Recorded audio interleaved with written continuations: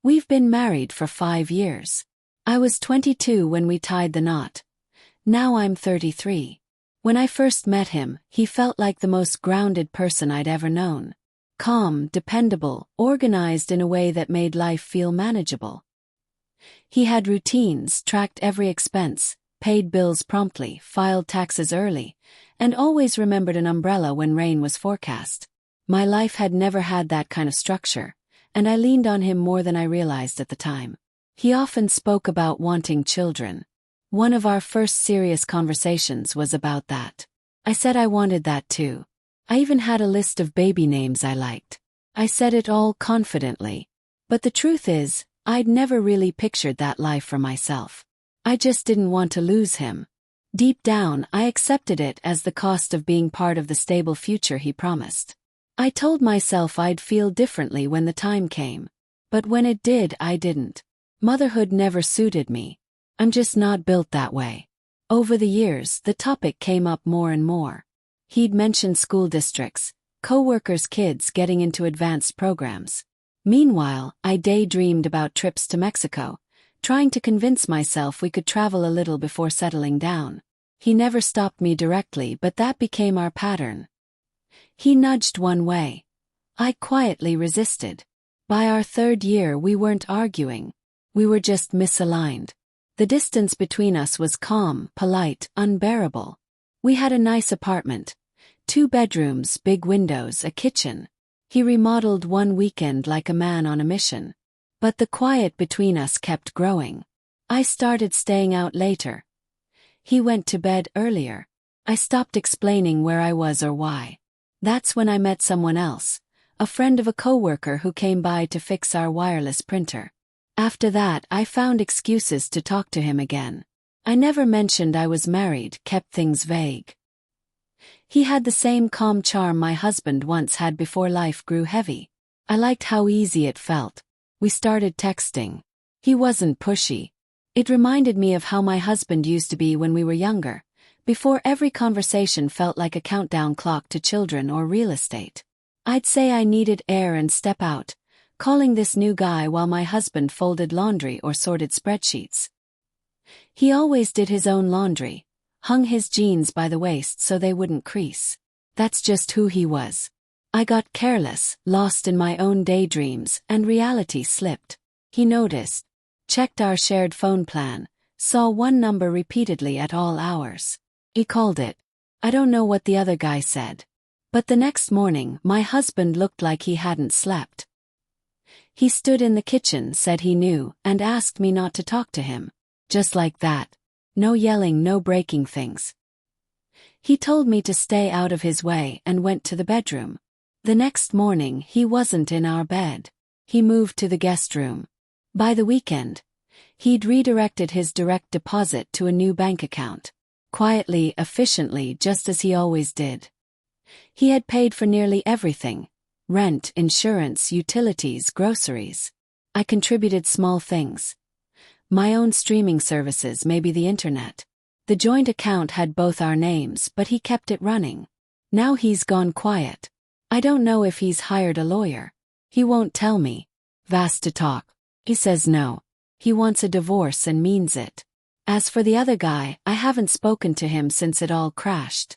I wouldn't know what to say. Hey, I blew up my life. Can we still pretend this is fun? It's not fun anymore. I don't want him, don't want a divorce. I just want to go back. But I know I can't. He's not open. He won't even look at me. I have no idea what to do. Update. I'm falling apart. He left 4 days ago, took what he needed. Work clothes, laptop, chargers, shaving kit, a few tools. Not everything. He left the drill, but took the good flashlight he always kept in the car. Didn't say where he was going. Just that he wasn't paying for an apartment I was the only one living in. I didn't argue, couldn't. My mind froze, paused. I just stood there lost. I can't think straight or move most days. I don't know if he's staying with friends or booked a hotel. He won't say. He only responds to messages about money now. Send receipts if I buy anything we shared, he said, to track the split. It's like I've already become someone he used to know. For the first time in a long time, I have to seriously think about money. My job barely gives me 22 hours a week, sometimes less if someone else takes the shift. Rent takes 3/4 of my paycheck. Utilities loom. Keep the AC off unless unbearable. I eat cheap frozen meals from clearance. I tried calling my dad for advice, but he hung up before answering. I haven't told anyone. Everyone always liked him better anyway. Probably still do. Then there's the other guy. I don't even know what to call him anymore. P, I guess. We messaged after everything collapsed. I didn't explain much, but he figured it out. He suspected I was married all along. When I mentioned maybe needing a place to stay, he went silent. Few days later I reached out, just said things were bad. He responded, "I'm sorry you're going through all that. I'm not in a place to help." Still online. Posting dinners, gym selfies, his dog yesterday. Tagged a woman I didn't recognize. Maybe it was always like that. Maybe he saw what happened and left. If he knew I was married and still slept with me, maybe he should face consequences too. But the world doesn't work that way. The way he's done. I asked my landlord what it would cost to break the lease. 2 months rent plus losing the deposit. Can't swing that. Now I'm looking for a roommate. Not many want to live with someone mid-divorce.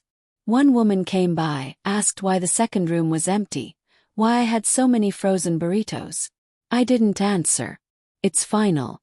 He hired a lawyer. I got the email today. His last name in the subject, outlining asset division, lease ending, separating responsibilities. I read it on my phone by the kitchen counter. I didn't reply. I've read it 5 times, still have no idea what to do. Can't afford a lawyer, don't know how to pay for mediation. Still behind on last month's rent. I asked P if he could help me or let me stay for a bit. He saw the message, didn't respond. Next day I followed up. Finally.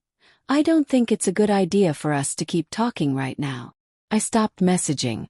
I don't want to feel unwanted anymore. I've started selling things. Old clothes, electronics, even wedding gifts, nice cookware, the mixer. Took the mixer to a pawn shop. Offered me $40. He barely looked interested. Applied for more hours at work, but shifts are cut. Landlord gave a deadline. Pay by the 15th or vacate. Haven't told my parents. They'd blame me. I can't bear it. I thought about asking my husband one last time. But I know his answer. He owes me nothing. And I broke promises I should never have made. I stepped outside what was sacred. Even now, I wake up thinking I'll hear his keys drop. Catch myself wanting to text him. "We're out of coffee, did you pay the water bill?" Then I remember. It's not we anymore. Have no plan. No redemption story. He's not coming back. Neither is P. I thought I'd get it together before it got this bad. I didn't.